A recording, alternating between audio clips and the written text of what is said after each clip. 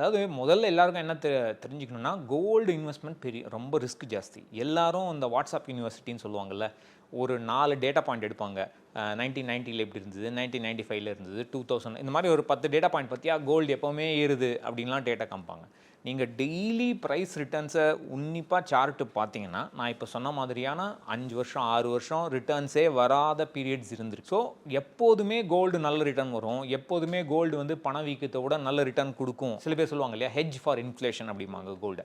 எப்போதுமே பணவீக்கத்தை விட நிறைய ரிட்டர்ன் கொடுக்குங்கிற எந்த விதமான கேரண்டியும் இல்லை. கோல்டோட ரிஸ்க் நம்ம மெஷர் பண்ணோம்னா, ஈக்விட்டி மார்க்கெட் அதாவது ஸ்டாக் மார்க்கெட்டில் எவ்வளோ ரிஸ்க் இருக்கோ அதே அளவு ரிஸ்க்கு கோல்ட்லேயும் இருக்குது. அதே ரிஸ்க் இதுலேயும் இருக்குன்றீங்க. இருக்குது. அது பார்த்தா நமக்கு அப்பப்போ நம்ம பார்க்குறதுனால தெரியாது.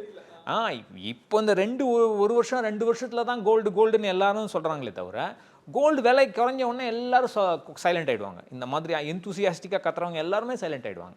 ஸோ இந்த ரிஸ்க்கு தெரிஞ்சுட்டு இன்வெஸ்ட் பண்ணணும். என்ன கேட்டிங்கன்னா, ஒரு லாங் டேர்ம் இன்வெஸ்டர் இப்போ வந்து எனக்கு வந்து 28 வயசாகுது, 30 வயசாகுது, நான் இப்போ தான் இன்வெஸ்ட்மெண்ட் ஆரம்பிக்க போகிறேன், இப்போ தான் நான் சம்பாதிக்க ஆரம்பிச்சிருக்கேன். அந்த மாதிரியான ஒரு பர்சன், அவங்களுக்கு வந்து ரிட்டையர்மெண்ட் வந்து 55-60 தான். நல்ல டைம் இருக்குது, 25-30 வருஷம் டைம் இருக்குது. இந்த இதுக்கு ஒரு சிம்பிளான போர்ட்ஃபோலியோ போதும்.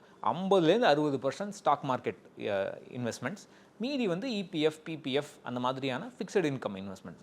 இந்த மாதிரியான ஒரு சிம்பிள் போர்ட்ஃபோலியோ மோஸ்ட்லி போதுமானது.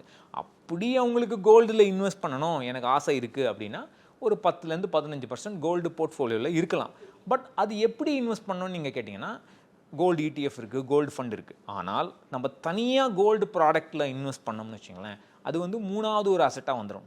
ஈக்விட்டி இருக்குது, மியூச்சுவல் ஃபண்ட்ஸ் இருக்குது, என்னுடைய என்பிஎஸ் இருக்குது, பிபிஎஃப் இருக்குது, இபிஎஃப் இருக்குது. அதுக்கப்புறம் நீங்கள் கோல்டு ப்ராடக்ட் ஒன்று போடுவீங்க.